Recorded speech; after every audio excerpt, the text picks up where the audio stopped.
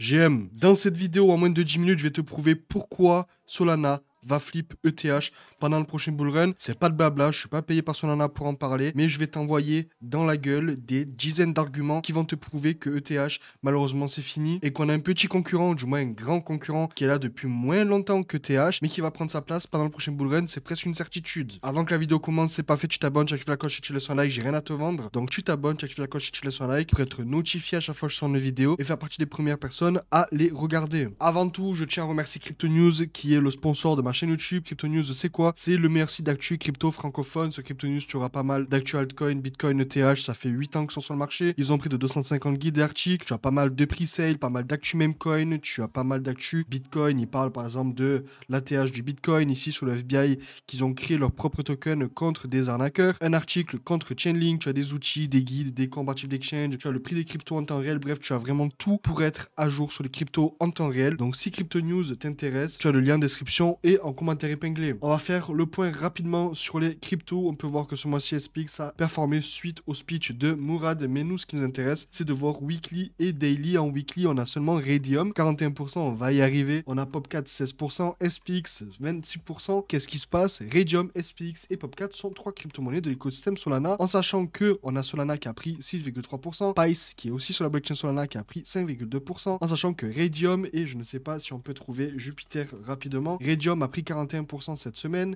et Jupiter a pris 5,7%. Pourquoi? Parce que ce sont les deux DUX principaux sur Solana. En daily, c'est plutôt vert. On a SPX qui a pris 20%, Doge 5,6%, Aero 5,7%, Nero 8,8%, Popcat 8,1%, Mantra 9,6% cette semaine. Si on regarde le Bitcoin, on se rapproche des 69 000. Par contre, on se rapproche de deux bougies ici. On risque d'être rejeté dans cette zone. C'est possible.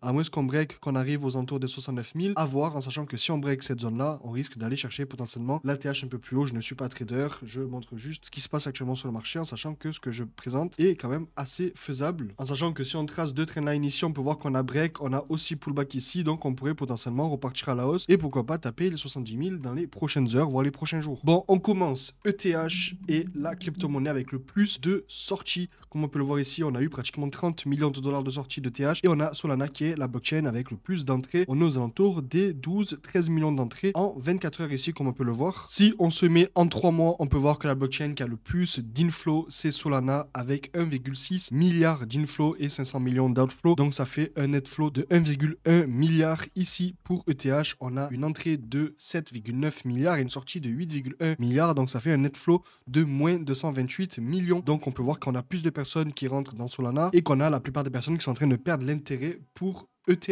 En plus de ça, on a bizarrement sur des filaments, on va aller regarder rapidement après par la suite, on a Solana qui est le 5e protocole qui génère le plus de frais. Solana avec 2,5 millions de dollars en 24 heures, ETH avec 2 millions de dollars en 24 heures. Sauf que si on regarde un peu plus haut, on a Jito et Radium qui sont deux protocoles de Solana. Donc on est sur du 3 plus 3, ça fait, là on est sur du 6,4, plus 2,5, on est sur du 8,9. Et en fait, on a littéralement ETH qui génère 4 fois moins de frais que Solana. Par contre, il faut faire attention parce qu'on a Tether et Circle qui peuvent aussi générer des frais sur la blockchain ETH. Mais là, on parle de protocole sur ETH net. Donc, on a ETH ici, Solana ici, mais on a deux protocoles de Solana.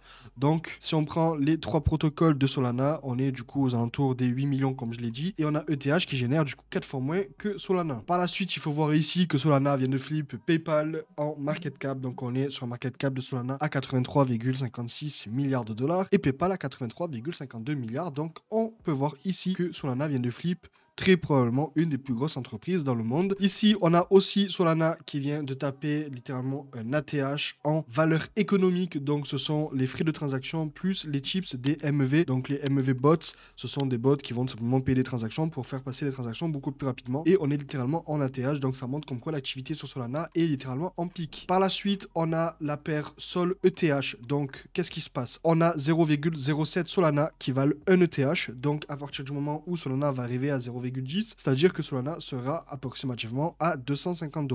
Donc si Solana arrive à 0,30, ça fait pratiquement 800 $, etc. Et si cette paire arrive à 1, ça veut dire que Solana égale 1 ETH. Donc si on prend le prix de l'ETH qui est à 2520, on fait 0,07 fois 2520, on est à 176 et ça nous donne le prix du Solana. Donc si cette paire-là arrive à 1, ça veut dire que Solana égale ETH. Par la suite, comme on peut le voir ici, si on compare rapidement les deux protocoles, on peut voir que Solana est littéralement en pic, que ETH a beaucoup de mal à partir à la hausse en sachant que le bull run arrive et qu'on a les personnes qui vont littéralement aller sur Solana pour profiter de la DeFi. Qui dit DeFi dit des frais générés. On a Solana qui génère beaucoup plus de frais que TH. On a beaucoup plus d'adresses qui sont actives sur Solana que sur ETH. On a aussi beaucoup plus de volume sur Solana que sur ETH. On est à 1,7 milliard sur Solana et 836 millions sur ETH. On peut voir ici que la TVL est littéralement en pic sur Solana. La TVL, c'est quoi? C'est la Total Value Locked. Ce sont l'argent qui sont bloqués sur les protocoles. Donc ici, c'était en pic et sur ETH, littéralement, ça galère. On est à 48 milliards de locks sur ETH et si on arrive sur Solana, on est à 6 milliards de locks sur ETH en sachant que la plupart, bien évidemment, vient des protocoles de stacking dont Jito qui donne, il me semble, 8% par an et pareil pour ETH.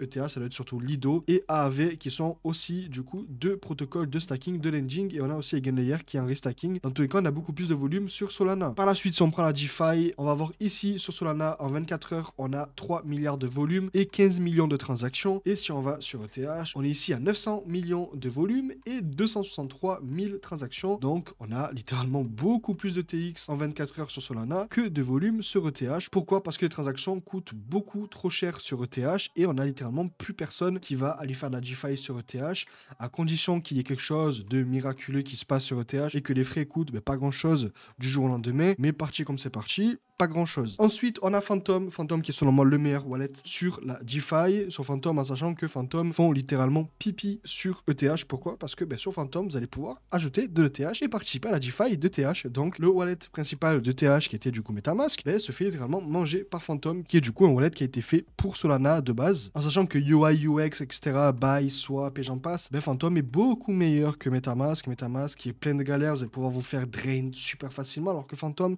il y a plein d'alertes partout, etc. Donc pour moi, c'est un des meilleurs wallets. On a aussi Magic Eden qui est la plateforme pour les NFT, qui est beaucoup plus présentable qu'OpenSea. Et si on regarde l'activité des NFT sur ETH, on est à 5000 ventes en 24 heures. Et par contre, sur Solana, on est à 11 200. Donc on a beaucoup plus d'activité en NFT, même si les NFT sont mortes en général. Mais ça vous montre comme quoi les gens sont beaucoup plus attirés par les NFT et la DeFi en général sur Solana que par ETH. En sachant que si on parle de potentiel, on a ETH qui a 280 milliards de market cap, Solana qui est, alors je vous parle, à 76 milliards de market cap. Alors là, on est en euros parce que j'ai oublié de changer en dollars. Mais tout ça pour vous dire que pour que ETH pète encore plus, ça va être compliqué. Par contre, Solana, un petit x2, un petit x3, on arrive très rapidement au market cap de TH. Donc voilà, on est très très proche de flip ETH en sachant que je pense que pendant le prochain bull run, Solana va très facilement flip ETH. Si on regarde rapidement la blockchain, on est sur du 800 true TPS sur Solana. Sur ETH, on est sur du 12 TPS. TPS, c'est quoi? C'est les transactions par seconde. Donc sur ETH, on est à 12 transactions par seconde et sur Solana, on est à 800 transactions par seconde. Donc